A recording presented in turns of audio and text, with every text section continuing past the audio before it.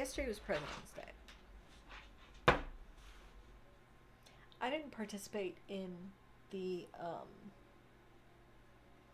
the 50-51 nationwide protest.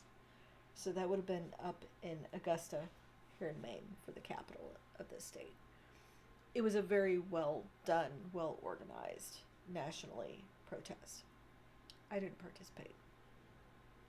I'm struggling. This is an ambulance bill for my car accident back in September. And since that accident, which I wasn't terribly injured, broke my wrist, but it's impacted me emotionally and mentally in ways that I didn't anticipate. Handled the crisis well, which I do, but the aftermath is me being very tired all the time. Of course, part of that is probably the other tumor that needs to now come out of my body. Had a hysterectomy back in January of last year, end of January, right before I permanently moved up here. And they left my other ovary, took everything else out. And that one very quickly got a growth on it, which is as nasty as the other one. Not quite as big, but it's getting there. It's got a 55% growth rate happening right now. It's probably a smaller number than that, but I'm not going to try and do that math at the moment. I just know that it has to come out. They diagnosed endometriosis. I have a point. Stick with me. In that surgery, as the reason for it was called a chocolate tumor, colloquially.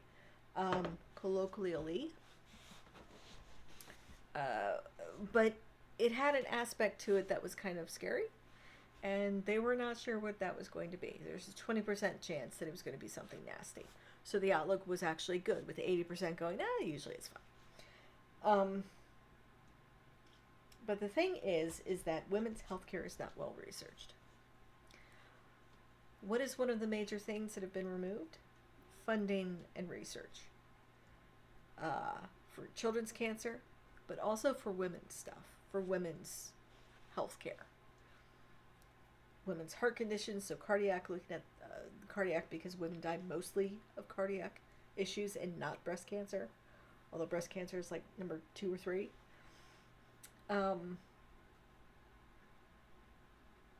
So there's a bunch of stuff here on my plate, right? And having utilized my support system, my familial, my family support system, I found that they are not trustworthy. There's strings attached to what I grew up taught as being just the thing that you do because it's the right thing to do. I spent years doing trips to my grandmother, to my mother, with my mother to my grandmother, to help family. So I'm used to you get up and you go, and you don't, there's nothing asked back. Nana said thank you and be appreciative. Mom would say thank you and be appreciative. Dad would say thank you and be appreciative. Of course, they always loved any kind of reason to get me to come visit. Because we had a really good relationship. Or so I thought.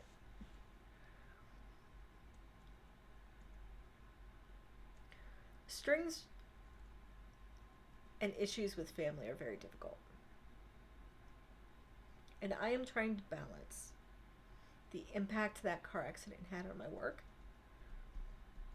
on the depression that I'm in right now, with what is going on nationally and its implications. Okay? I can see all the big scary things. I have this this sense that I can see kind of progressions in a future aspect where I feel like I'm there, and then part of me is here in the present. And then if I'm sitting with a friend and they're talking about something in the past, I am sitting there listening to them telling the story, but I'm also with them in the past. It could be called something, I don't know. But there are certain things that I can pick up on. And no, it's not telling the future, it's just a general impression of a timeline, let's say. And you can get all, woo-woo with that if you want to. I'm not going to, it's just the way that it is for me. The reason I didn't watch the election, the night of the election, was because I knew she wasn't going to win. And I didn't want to sit in with that, so I put it off to the side, and I found out the next morning going, maybe I'll be wrong. And even though I was crying, I don't understand the next morning. I had already known. I already knew. I voted. But I knew that night I wasn't sitting in celebration. I was sitting in fear of knowing that it wasn't going to happen. Some fucking how. But I was hoping that the other timeline would pop up. This is where we're at. Okay? So, I am the average American person. I could talk about being a single mother, but there are plenty of single fathers out there. There are plenty of men, as well as women, who are sitting in my position, who have experienced medical issues or physical trauma, maybe an accident at work, something at home, they fell down, a car accident, anything that has thrown a wrench into life. And now we're trying to figure out how to clean that up while also dealing with how our society is going to respond to the constitutional crisis, to the political crisis.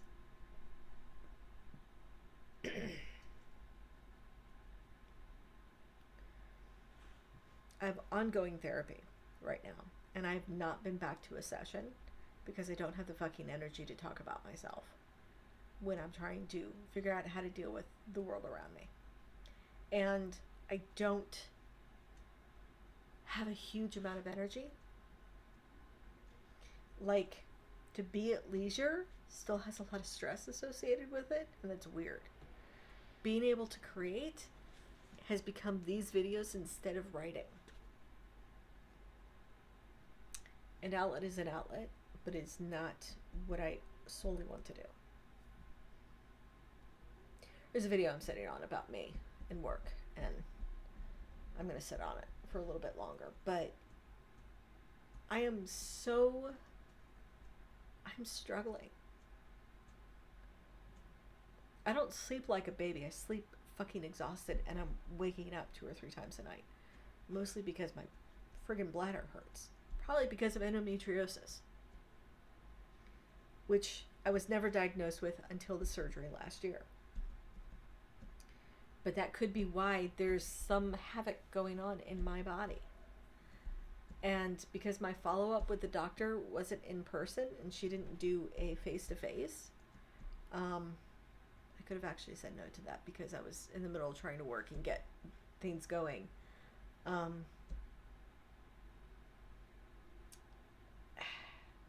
It's hard to get things back on track. And the work that I do makes an income at such a level that it is not something that I can just turn around and go, oh, well, I'll just go pick up this job or that job because it's not worth my time. I would spend more effective time finding something else similar to what I do to fill in the gaps. Even if it takes a month or 2 to get there. It's still worth the time. And until you become a business owner or somebody who's earned at a certain level, that is kind of where that's at. People work multiple jobs just to get to a maintenance level. Not because they're above and beyond. My maintenance level is higher than the norm because my work requires money to be able to go do it. So I have to earn at a certain level and then above that to meet everything else. So I have to earn to meet the ability to go do the work, and then above that, the basics of everything else. So I've got a little bit, different with that. If I could earn the same amount working from home, I am in. But it's very difficult to do that without going into certain arenas where credentials are required. And I don't have those credentials or anything similar. I'm either too qualified and they won't hire me, or I'm not quite qualified enough. I'm kind of in a weird in-between place. And that has been the issue for a long time. Now, usually I would hop into some kind of a federal thing that I could do part-time. Sometimes it's seasonal, and sometimes it's a full-time but part-time, a permanently part-time thing. It's what I did with the BLS, Bureau of Labor Statistics, but there's a hiring freeze.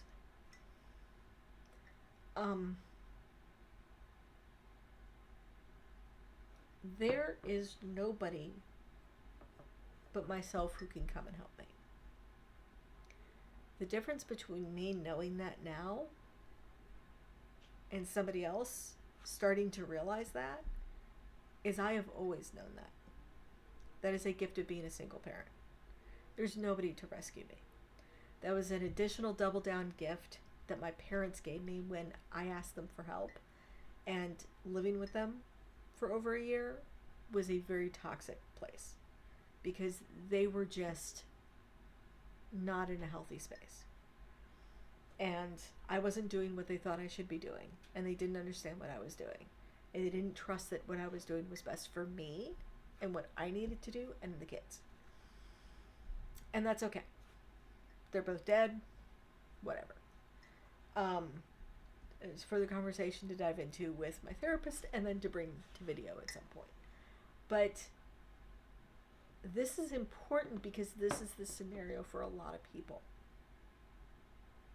We have to put our own oxygen mask on. Instead of going to the protests, I am doing these videos for as many views as they, may garner. And hopefully as time goes on, they'll garner more and a little bit quicker than expected. Because I'm not talking to the person who has plenty of money in the bank. I'm talking to the person that's scrimping and scrounging, who's looking at their $2,000+ rent and the utilities they may have to pay and the food that they need to put on the table for their kids and the car payment, the insurance, and all of the other things. That's who I'm talking to. Because we're the ones who bear the brunt of the unbridled greed and the dismantling of consumer protections and the safety of the federal government.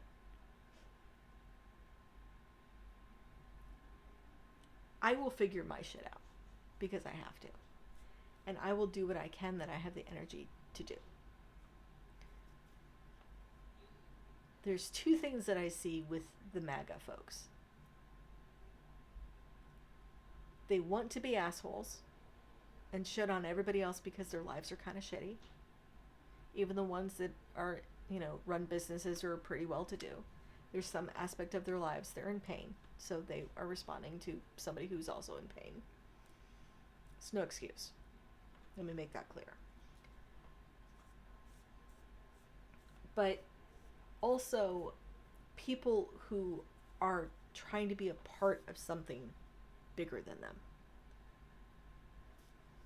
Why a bunch of folks went and participated in January 6th is because they had a story spun in their heads, in their ears, and it was reinforced. And because of number one, but because it made them feel like they were a part of something, either again or for the first time in their lives. They were in the know. They were in the right. They were on the right side of history. They saw themselves as the young revolutionaries, when really they were the mob doing the bidding of the mobster. For the majority of us, because there were only a few thousand who actually went and did that. Most of the other people were like, I'm out, and they left. For the majority of us,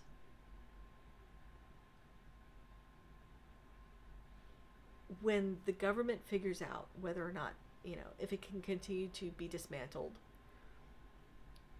Let me pull back here.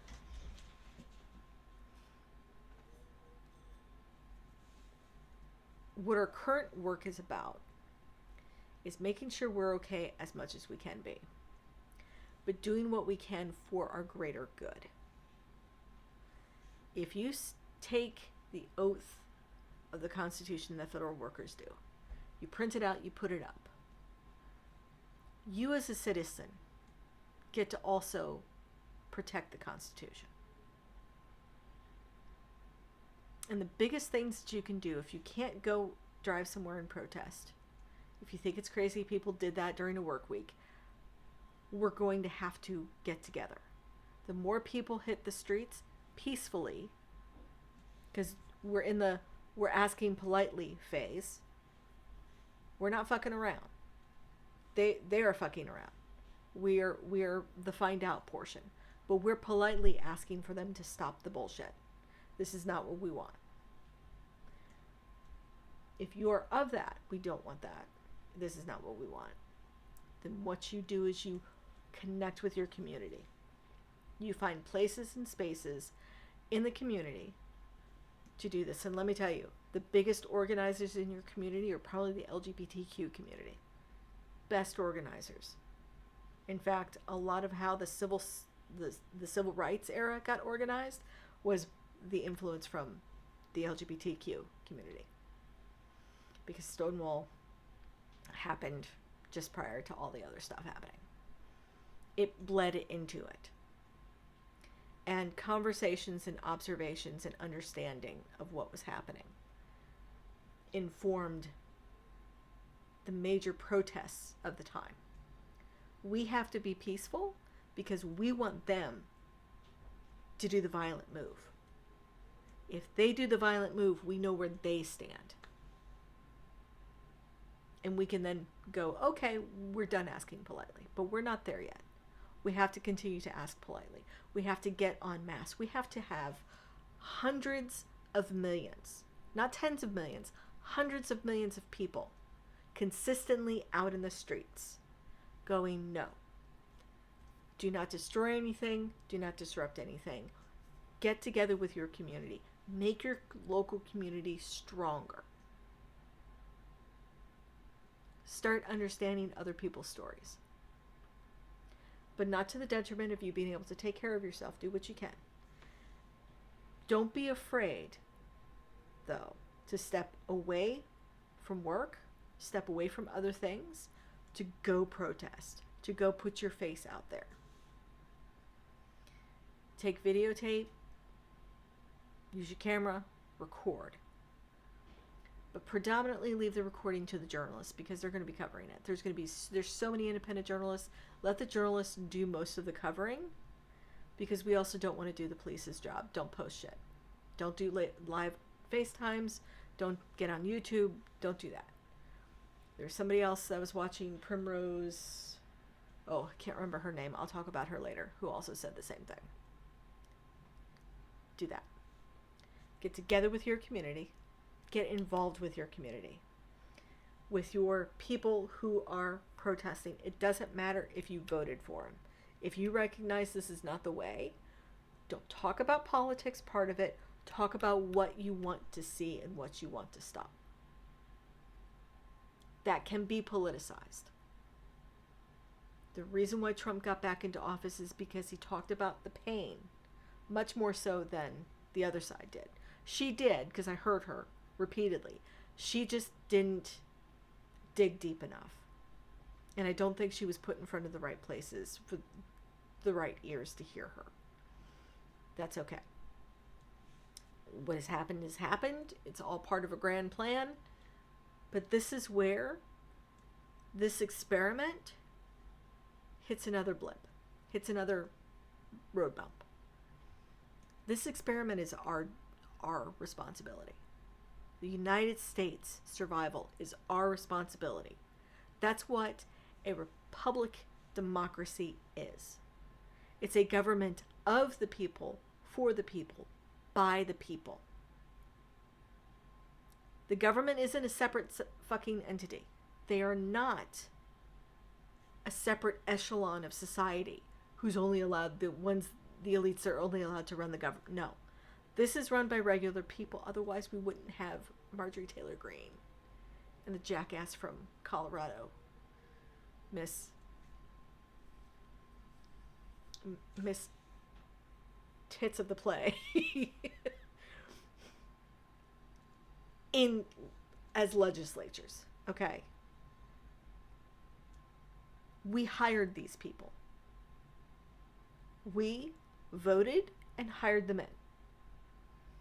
We're still responsible whether we personally voted them or not. We are still responsible for them. And we have to show them by going out in force over and over and over again to do it. You want to start organizing now. You want to start ensuring that your communities are taken care of. You want to show up to election board stuff. Because the next phase is going to be to prevent us from having elections in 2026. That's the next thing. That's only next year, people. Okay? That's next year. It's a year and a half from now. Slightly more. 18 months. Okay? For midterms. That's the word I was looking for. Midterms are under threat right now. Period. When states like, Mississippi decide that they're going to legally bring back slavery with immigrants by saying if they don't get out of the country within 24 hours or out of, the area within 24 hours, the country basically, then they could be charged federally with a lifetime sentence here in the States. No. That's illegal. When the state of Tennessee is saying that any government official who votes against the Trump policies, votes against what the Republicans are putting in place in the state legislature, that votes no on something, or votes yes for something that the legislature, that the Republicans don't want, is now charged with a felony. That's also against the Constitution, both the state of Tennessee and federal Constitution. When stuff like that is going on, there is a level of comfort that means they are more than happy to restrict your ability to vote. The only way around that is by ensuring that the election boards understand we're going to vote, and setting up plans for how voting is going to happen if they want to try and do shenanigans. The midterms are not safe. I know this has been a big swing, but you know what? Me looking at a bunch of bills, $17,000, almost $19,000 worth of bills from my car accident.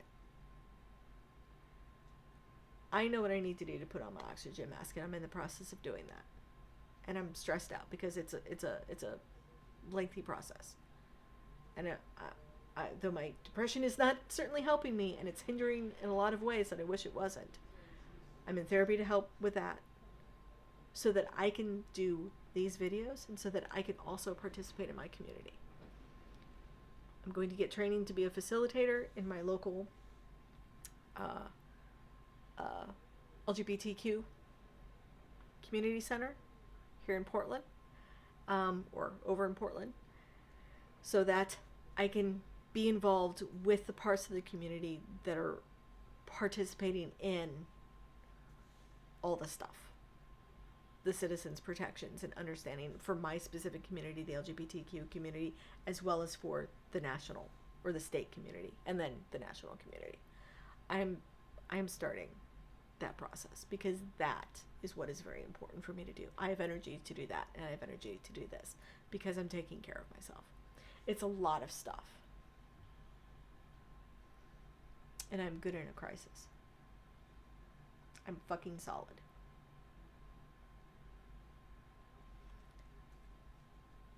We need you to get there. If you don't know how to get there, let me know. Okay? Because sometimes you just have to focus on feeding the kids and keeping the roof over their head for a little bit. But you can also take some time to step out and go participate in a few things. Put your name down on a few things. Talk about a few things. Understand what you could do. And if there's a weather emergency, be helpful in the community for that. Get your face known so that people know you in the community. That's the other thing you can do. Just get a little bit out there.